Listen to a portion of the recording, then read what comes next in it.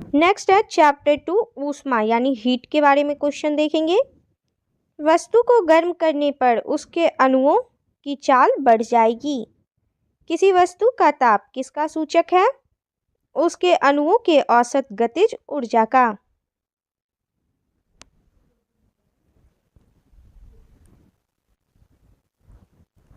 वस्तु का ताप सूचित करता है कि संपर्क करने पर ऊष्मा अपेक्षाकृत कम ताप की वस्तु में उस वस्तु से प्रवाहित होगी। किसी वस्तु के ताप में वृद्धि का अर्थ है कि वस्तु की ऊष्मीय ऊर्जा बढ़ गई है। जब किसी वस्तु को ठंडा किया जाता है तब उसके अणुओं की चाल घट जाती है। ऊष्मा यानी हीट एक प्रकार की ऊर्जा है जिसे कार्य में बदला जा सकता है। इसका प्रत्यक्ष प्रमाण सबसे पहले किसने दिया? रमफोर्ड। किस वैज्ञानिक ने सर्वप्रथम बर्फ के दो टुकड़ों को आपस में घिसकर पिघला दिया? डेवी ने। जब किसी कार्य ऊष्मा में बदलता है या ऊष्मा कार्य में बदलती है तो किए गए कार्य व उत्पन्न ऊष्मा का अनुपात एक स्थिरांक होता है जिसे ऊष्मा का यांत्रिक तुल्यांक कहते हैं। इसका मान होता है उपयुक्त सभी यानी 4186 जूल प्रति किलो कैलोरी, 4.186 जूल प्रति कैलोरी या फिर 4.186 इंटू 10⁷ अर्ग प्रति कैलोरी। निम्न में से कौन सही है? W/Q बराबर जूल J यह सही है। जब कुछ पानी का लगातार मंथन किया जाता है तब उसका ताप बढ़ जाता है। इस क्रिया में यांत्रिक ऊर्जा का रूपांतरण ऊष्मीय ऊर्जा में होता है। वाष्प इंजन में उबलते हुए जल का तापमान किस कारण से उच्च हो सकता है? बॉयलर के अंदर उच्च दाब होता है। शीतकाल में हैंडपंप का पानी गर्म होता है क्योंकि पृथ्वी के भीतर तापमान वायुमंडल के तापमान से अधिक होता है। एसआई सिस्टम में तापमान की इकाई है केल्विन। इनमें से कौन ऊष्मा का मात्रक नहीं है? डिग्री सेल्सियस ऊष्मा का मात्रक नहीं है। कैलोरी है, किलो कैलोरी है और जूल भी है। ताप का एसआई मात्रक है केल्विन। 1 किलो कैलोरी ऊष्मा का मान होता है 4.2 इंटू 10⁻³ जूल। जलप्रपात के अधस्थल पर जल का तापमान ऊपर की अपेक्षा अधिक होने का कारण है गिर रहे जल की गतिज ऊर्जा ऊष्मा में बदल जाती है।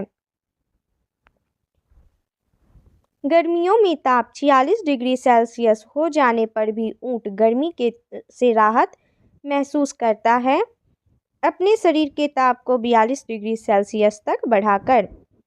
बर्फ पर दाब बढ़ाने से उसका गलनांक घट जाएगा। गैस तापमापी द्रव तापमापियों की तुलना में ज़्यादा संवेदी होते हैं क्योंकि गैस का प्रसार गुणांक अधिक होता है। ताप युग्म तापमापी यानी थर्मोकपल थर्मोमीटर किस सिद्धांत पर आधारित है?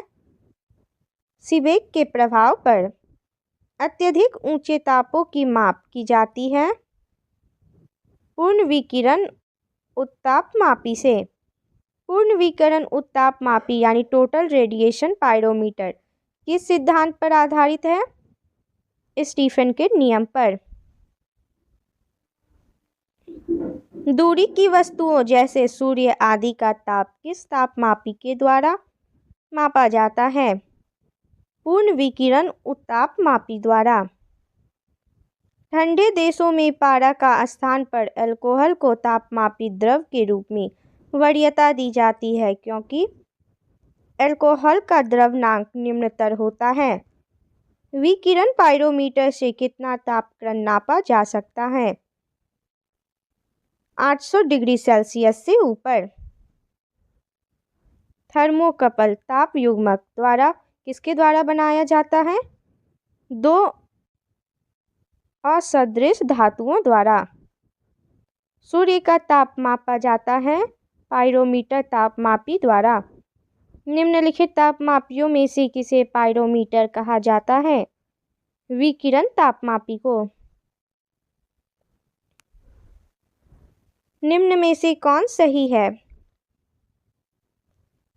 F-32/9 = C/5। सेल्सियस मापक्रम पर जल के क्वथनांक तथा हिमांक होते हैं क्रमशः 100 डिग्री सेल्सियस तथा 0 डिग्री सेल्सियस। ताप के सेल्सियस पैमाने पर परम शून्य ताप होता है -273 डिग्री सेल्सियस।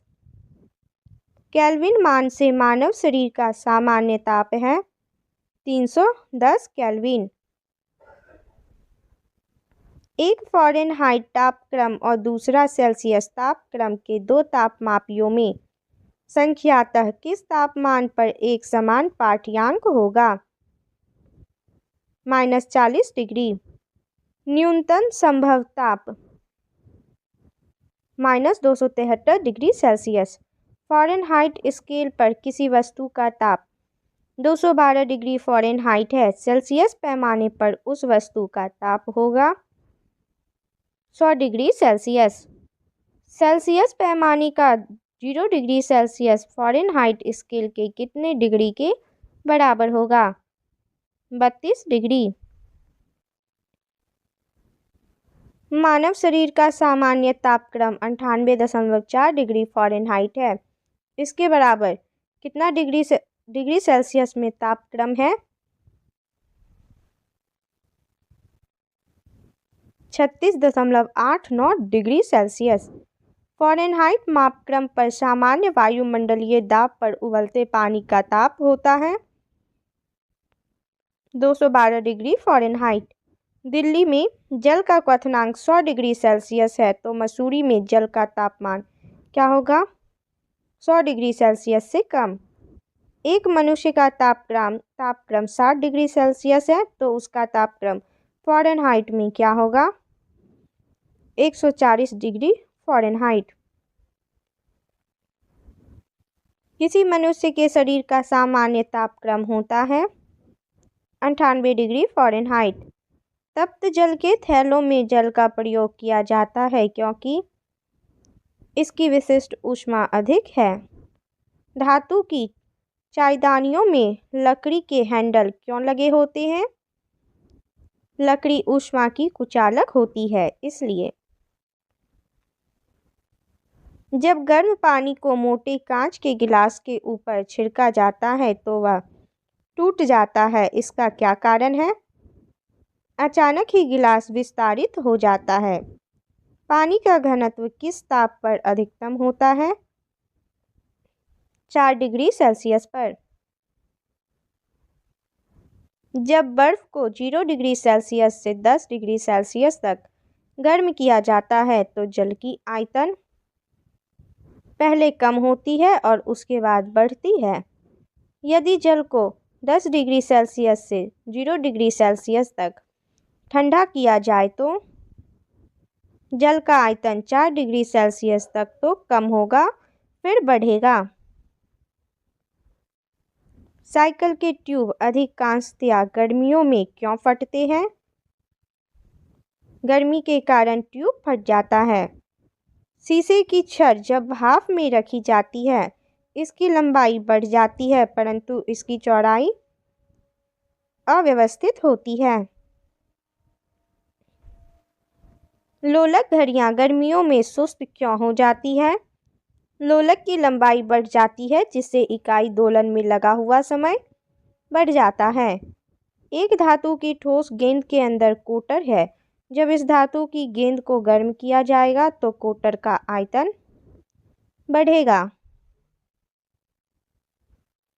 जब किसी बोतल में पानी भरा जाता है और उसे जमने दिया जाता है तो बोतल टूट जाती है क्योंकि पानी जमने पर फैलता है। अत्यधिक शीत ऋतु में पहाड़ों पर पानी की पाइपलाइनें फट जाती है, इसका कारण है पाइप में पानी जमने पर फैल जाता है। दो रेल पटरियों के मध्य जोड़ पर एक छोटा सा स्थान क्यों छोड़ा जाता है? क्योंकि धातु गर्म करने पर फैलती है तथा ठंडी होने पर संकुचित होती है। किसी झील की सतह का पानी बस जमने ही वाला है। झील के अधः स्थल में जल का क्या तापमान होगा? 4 डिग्री सेल्सियस।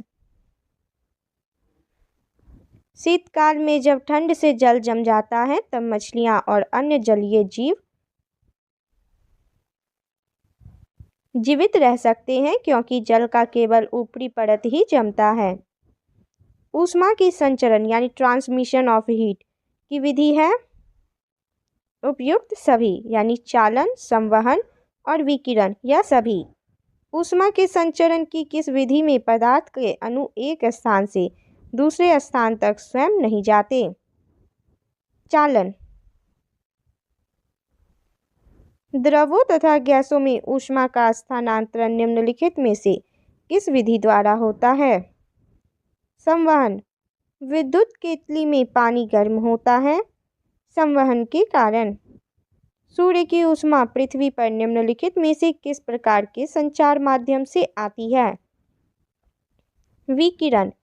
ऊष्मा के स्थानांतरण की किस विधि में माध्यम आवश्यक नहीं है? विकिरण। ऊष्मा संचरण की वह विधि जिसमें माध्यम के कण गति नहीं करते हैं कौन सी है? विकिरण। निम्नलिखित में से कौन ऊष्मा का सर्वोत्तम चालक है? पारा। चांदी की ऊष्मीय चालकता तांबे की ऊष्मीय चालकता की अपेक्षा अधिक होती है। वोलोमीटर मापन की एक युक्ति है ऊष्मीय विकिरण के। ठंड के दिनों में लोहे के गुटके और लकड़ी के गुटके को प्रातः काल में छुए तो लोहे का गुटका ज़्यादा ठंडा लगता है क्योंकि लकड़ी की तुलना में लोहा ऊष्मा का अच्छा चालक है। कड़े जाड़ी में झील की सतह हिमशीतित हो जाती है किंतु उसके तल में जल द्रव अवस्था में बना रहता है। यह किस कारण से होता है?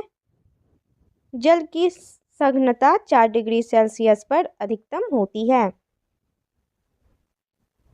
एक टेबल पंखे को बंद कमरे में चलाने पर कमरे की हवा गर्म होगी। यदि रेफ्रिजरेटर के दरवाजे कुछ घंटों के लिए खुले छोड़ दे तो कमरे का तापमान बढ़ जाएगा। यदि किसी धातु को खाना पकाने के बर्तन बनाने में प्रयुक्त किया जाता है तो ताप चालकता कम होनी चाहिए। निम्नलिखित में कौन ऊष्मा का सबसे अच्छा सुचालक है? समुद्र का पानी। आणविक संगठन के द्वारा ऊष्मा का संप्रेषण क्या कहलाता है? संवहन। निम्नलिखित द्रवों में कौन सा ऊष्मा का बहुत अच्छा चालक है? पारा। सूर्य विकिरण का कौन सा भाग सोलर कुकर को गर्म कर देता है? अवरक्त किरण।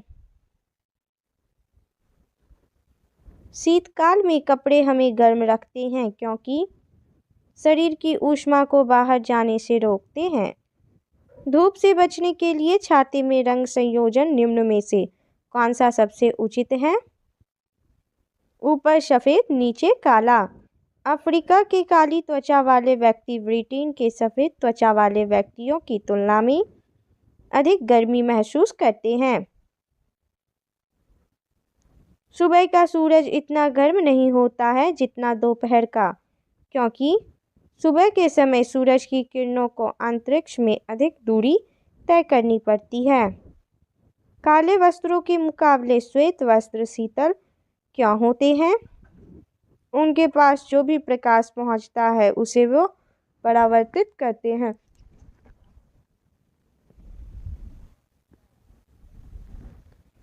ऊनी कपड़े सूती वस्त्रों की अपेक्षा गर्म होते हैं क्योंकि वे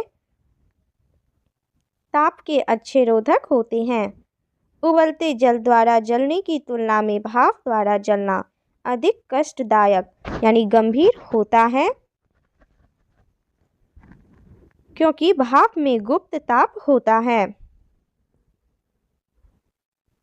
वायुमंडल में आर्द्रता की उपस्थिति एक ऐसे स्टील के गिलास की बाह्य सतह पर जल की बूंदें देखकर सुनिश्चित की जाती है जो भरा हो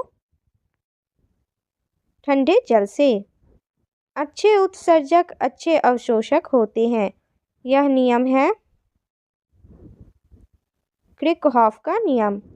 किसी कृष्णिका के एकांक पृष्ठीय क्षेत्रफल से प्रति सेकंड उत्सर्जित विकिरण ऊर्जा उसके परम ताप के चतुर्थ घात के अनुक्रमानुपाती होती है। यह नियम है स्टीफन का नियम। स्टीफन का विकिरण नियम है E प्रोपोर्शनल T⁴। किसी वस्तु के ठंडे होने की दर वस्तु तथा उसके चारों ओर के माध्यम के तापांतर के अनुक्रमानुपाती होती है। यह नियम है न्यूटन का शीतलन नियम। न्यूटन का शीतलन नियम लागू तभी होता है जब ताप में अंतर बहुत ज़्यादा ना हो। गर्म जल 90 डिग्री सेल्सियस से 80 डिग्री सेल्सियस तक ठंडा होने में 10 मिनट लेता है तो 80 डिग्री सेल्सियस से 70 डिग्री सेल्सियस तक ठंडा होने में लेगा 10 मिनट से अधिक। थर्मस फ्लास्क के आविष्कारक हैं डिवार। थर्मस फ्लास्क में लंबे समय तक तरल गर्म या ठंडा रहता है क्योंकि ऊष्मा की कोई हानि अथवा प्राप्ति नहीं होती है। ए और बी दोनों यानी संचालन और संवहन व विकिरण। थर्मस फ्लास्क की आंतरिक दीवारें चमकीली होती हैं विकिरण द्वारा होने वाली ऊष्मा हानि को रोकने के लिए। थर्मस फ्लास्क तरल पदार्थों को लंबे समय तक गर्म रखता है क्योंकि चमकदार आंतरिक दीवार तथा बाह्य आवरण की दोहरी दीवारें ऊष्मा को निकालने से या प्रविष्ट होने से रोकती है। किस विधि से ऊष्मा स्थानांतरण को न्यूनतम करने के लिए थर्मस फ्लास्क की दीवारों पर कलई की जाती है? विकिरण। किसी पदार्थ के एकांक द्रव्यमान का ताप 1 डिग्री सेल्सियस बढ़ाने में लगी ऊष्मा है विशिष्ट ऊष्मा। निम्नलिखित में से किसमें सर्वोच्च विशिष्ट ऊष्मा का मान होता है? जल में।